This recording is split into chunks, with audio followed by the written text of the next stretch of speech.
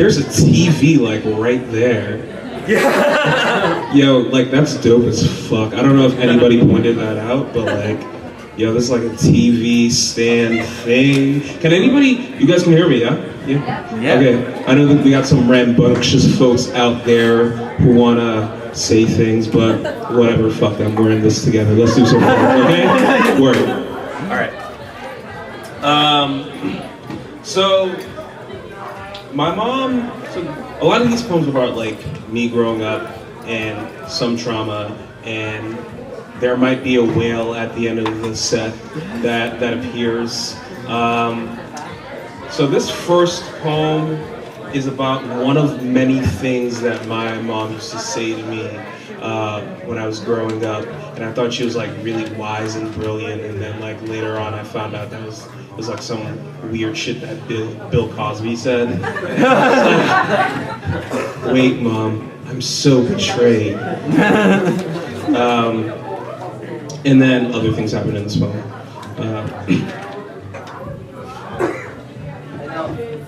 The summer Mom said, I put you in this world, I can take you out. Was the summer we shoplifted too many candy bars from Pathmark, and you were still in the habit of talking back, which would make her voice boom through the house. This was the same summer she pulled me from a lake made of light. The three of us were walking home one night, grocery bags rustling in her tiny black cart. We were still close enough to Coney Island for you and I to dream of detouring to the boardwalk and bathing in the glow of its sluggish Ferris wheel. Back then, we made a game of everything, even hunger.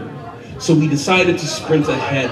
The first person to reach the house first could eat the other's dessert. I've yet to run that fast again. I was so fast, I didn't need to stop or worry about oncoming traffic. When a Ford Taurus's high beams poured shine all over my face, the driver slammed the brakes, his screeching tires, a tiny herd of swine squealing through the night. Mom's voice cracked, and we knew fear like a moth rustling out of its chrysalis. That night, Mom watched me break into a fever, and then we realized that something more than her had put me in this world, and that it could take me back out if it wanted. You guys are allowed to like clap and shit.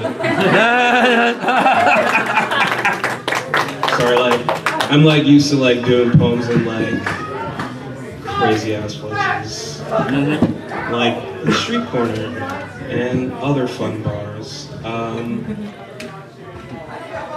right.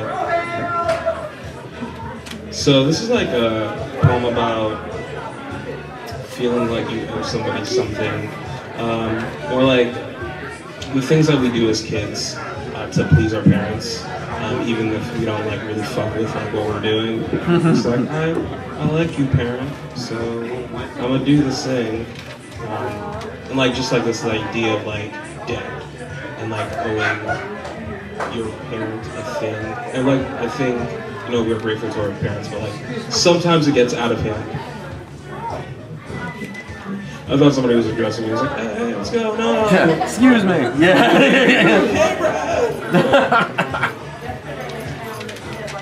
All right. This is called Reverence. Because I was young enough to be embarrassed of eating wafers and sipping wine with a gaggle of smaller children, but old enough to be thankful for last autumn, my mother pulling my bruised body from my father's grip, leaving him to continue another tantrum under the flickering circle of fluorescent light in the kitchen, alone with his wild fists and steel toes. I agreed to go to Linda's classes every Wednesday night, in a brownstone on the other side of town to study for First Communion. Even when too tired to question whether or not the heaven in scripture exists, my tiny frame hunched over a tape. Eyes watered from sleep, but not the violence of my father's boot. I wondered if mercy was the baseline for God, and if so, who would write the Bibles about my mother? Years later, I would learn that love is not a form of compromise or currency, but after weeks spent trying to fit Hail Mary into my mouth before announcing my own frustration, when Linda asked why I was taking these lessons, I said to make my mother happy. Before siphoning this, the most honest hymn sung all session, back into myself, which was easier to swallow than the salt and snot sniffled after my father lost himself in what he called discipline, and my mother had to pry me from his hands like a broken nail. For this, I owed her everything, even if it meant lying to avoid listening to Linda lecture for 40 minutes about commitment to faith and making choices for the right reasons. All I could think of was her, and how disappointed she would be not to see me in my Sunday best. Hands stacked, palms upturned, lips stained with a wine and a prayer. She sent out her word and healed him. She rescued him from the grave. Nice.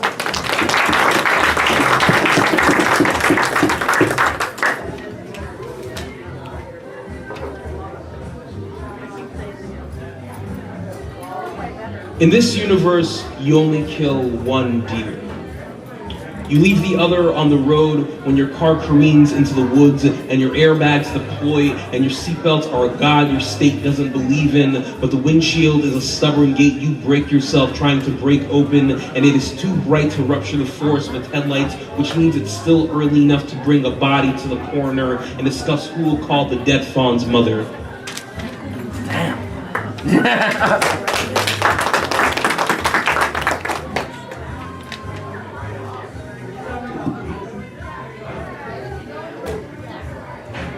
Dear Tick,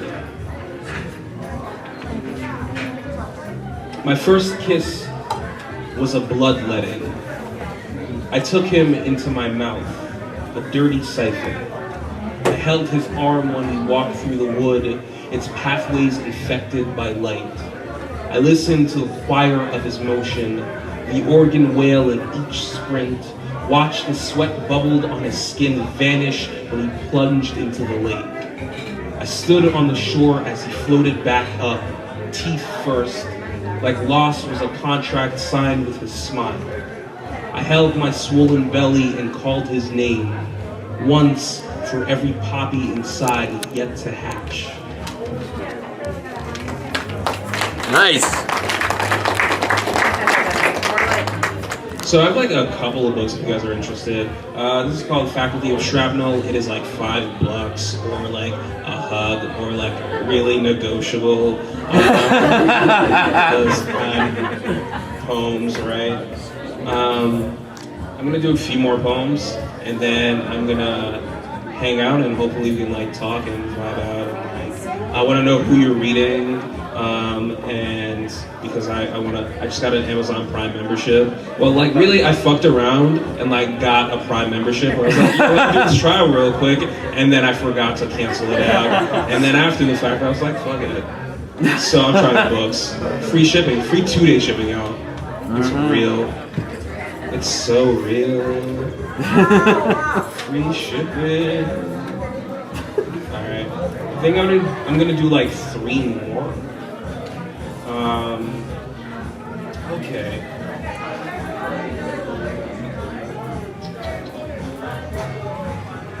All right. Let me read this poem. I like writing weird persona poems sometimes, because I'm afraid of my own feelings. And aren't we all afraid of our own feelings? Yes. Somebody's like, yes. Thank you. This is about like, this is called appendectomy.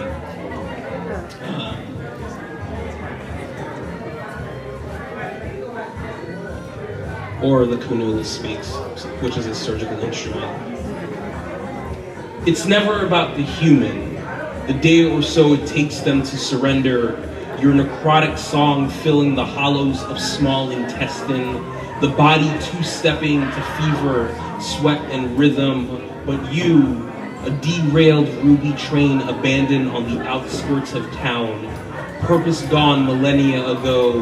Now patience is an ache settled in your gears. I know this pain spreading from below nerve and terror towards the human's throat is just you squirming for death or freedom.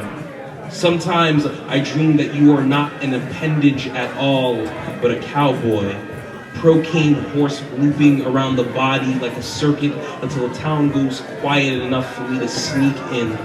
My metal silhouette bursting with light, aluminum angel descending. I grab your hand and pull.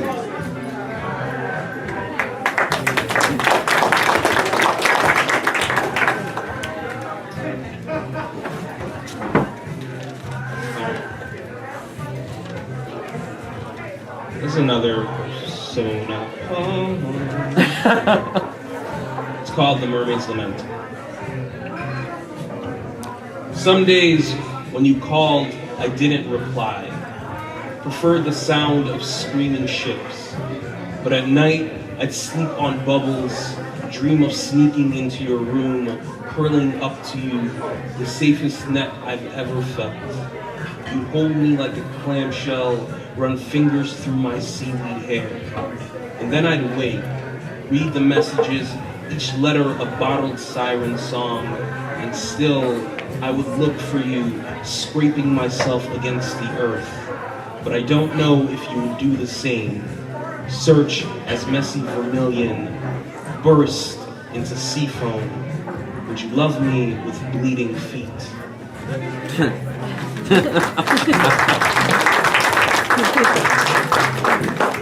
All right, it's whale time. I'm gonna do like a Nat Geo bone real quick.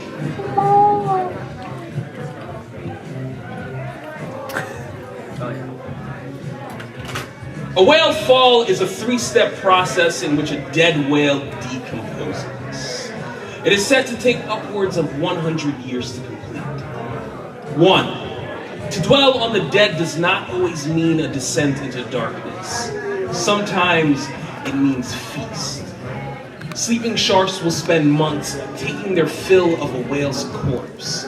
You can call them scavengers, but scavenge is an ugly synonym for repurpose, for nourish, for take me into your mouth if it means I will stay here a while longer. Hunger is how we remember what is gone. 2.